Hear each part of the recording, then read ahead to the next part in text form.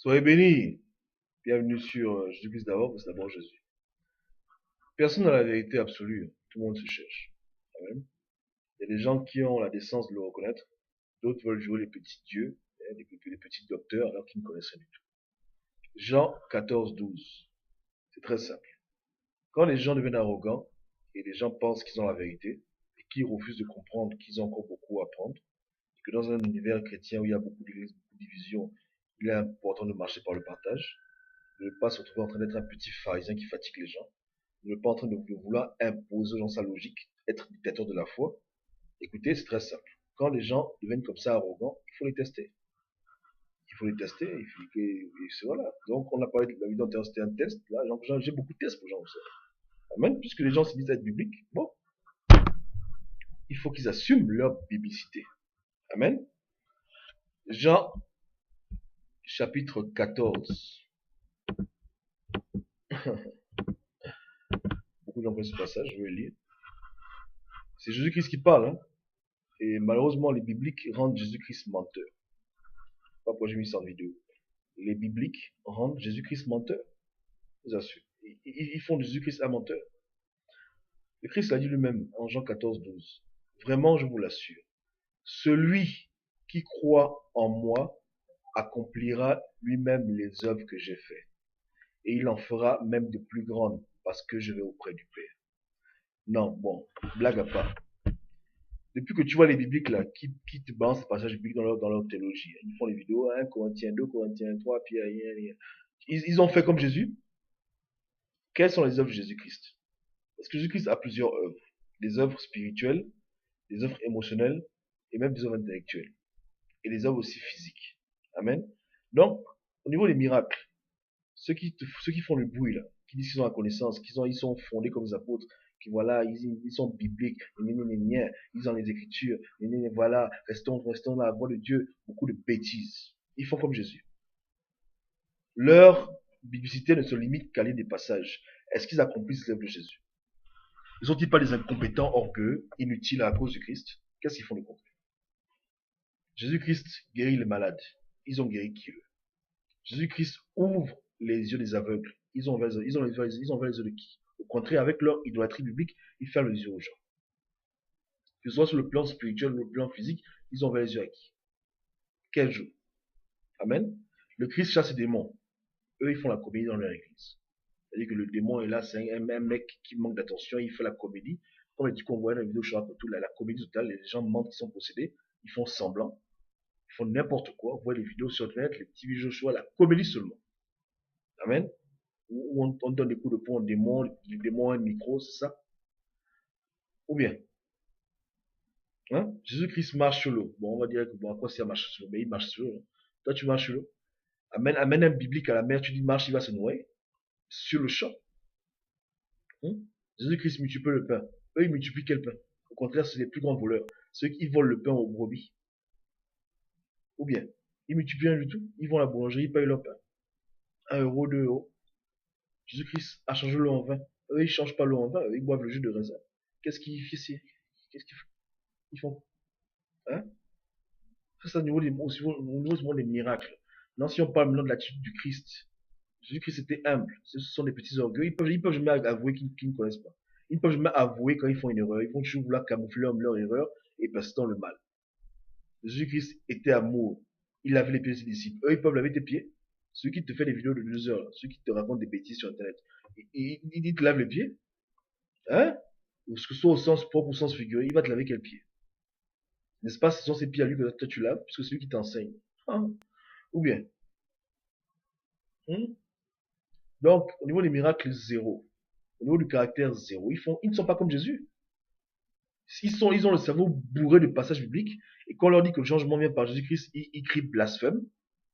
Pourtant, ils ont lu 1 Corinthiens, ils ont lu Éphésiens, ils ont lu les évangiles, ils ont lu tout! Ils ont lu et relu, ils sont toujours pareils, ils n'ont pas changé. Ils sont toujours animés de mal, égoïstes, jaloux, envieux, mesquins, manipulateurs, voleurs, bandits. Ils ne changent pas. Ils sont toujours comme ils sont, toujours pécheurs. Toujours, s'ils calomnient, calomnient toujours. S'il est orgueilleux, tu es orgueilleux. S'il est mimant, il ment toujours. Ils ne changent pas. Il n'y a aucun travail dans leur vie de sanctification, en dépit de toutes leurs connaissances bibliques, hein, tout leur bagage. Mais tu dis, écoute, dis-moi, qu'est-ce qui est écrit dans Galate, il te sort ça, ça sort là. Mais rien de concret dans sa vie.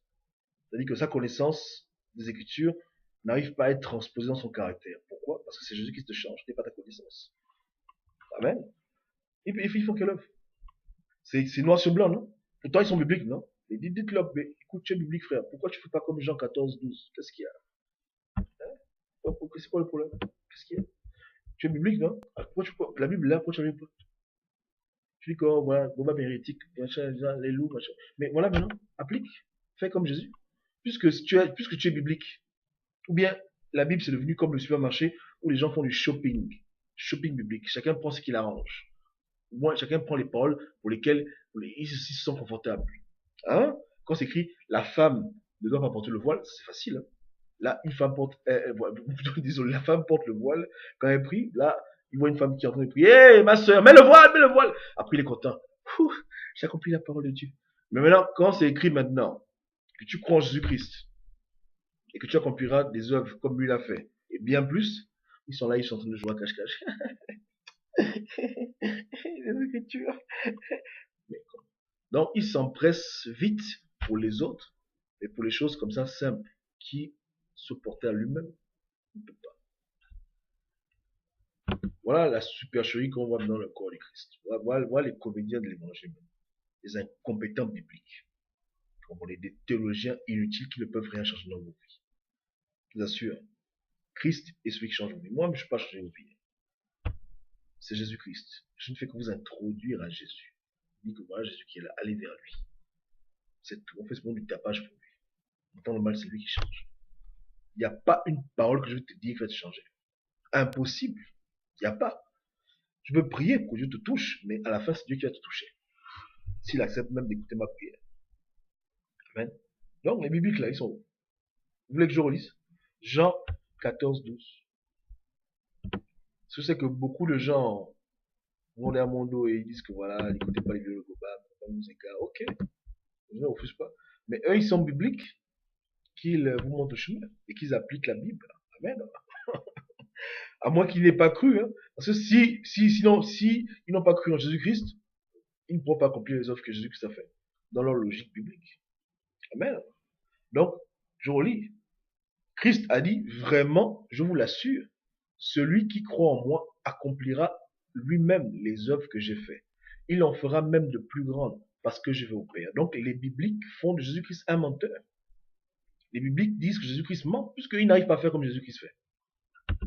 En caractère, en miracle, ils ne font pas. Et que personne me dise que non, tu as fait, toi-même tu es biblique, non, pourquoi je ne fais pas? Qu'est-ce qu'il y a?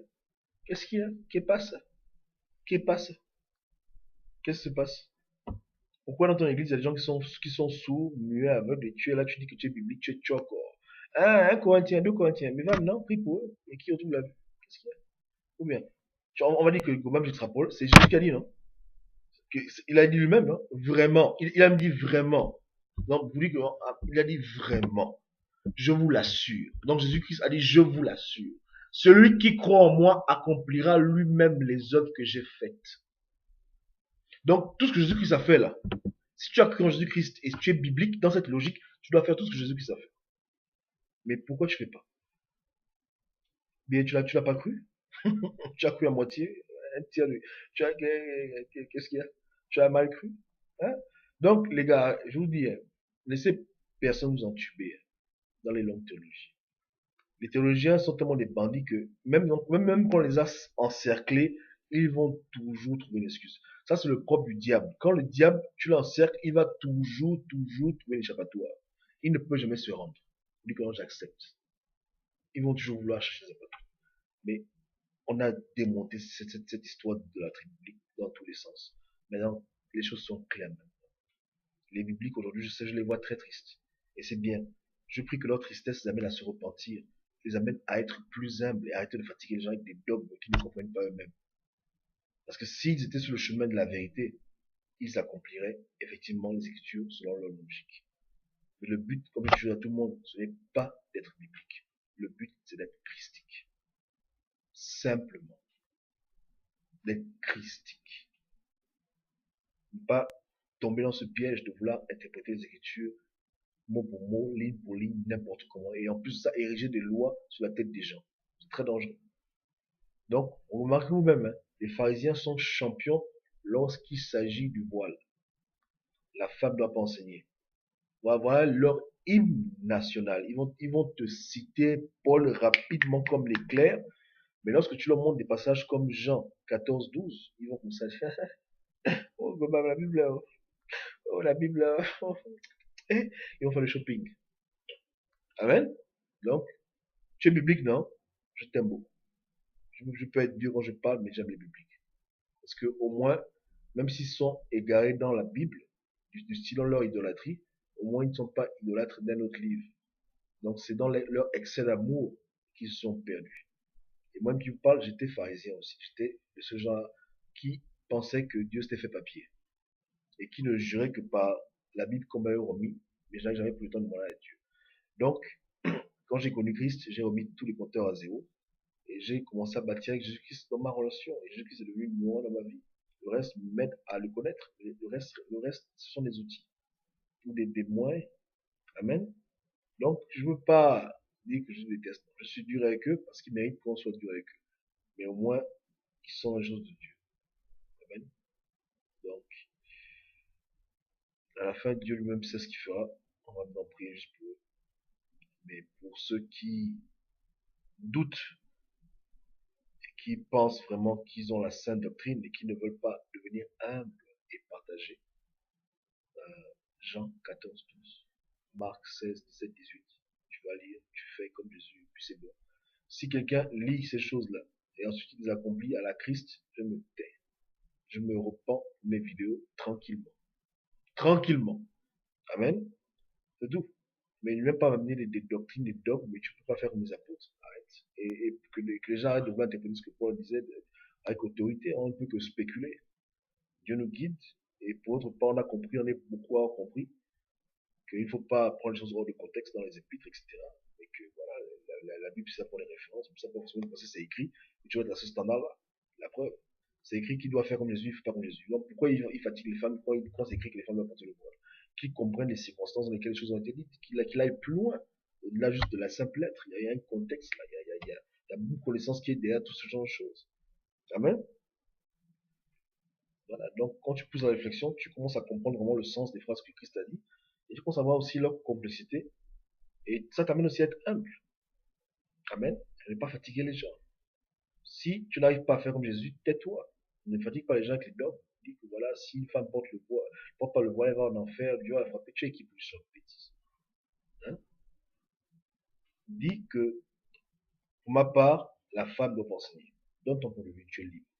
Mais attention à ne pas vouloir ériger sur tête des gens des commandements, comme si c'est commandements du Seigneur, quand ce n'est pas le cas. Amen. Donc, les bibliques, game over. C'est terminé maintenant. Que Dieu vous aide. Je prie pour vous. Que Dieu nous aide tous, parce que moi, je n'ai pas la vérité. Je me cherche. Donc, que Dieu nous aide. Humilité, partage. Voilà mon dernier message. Amen.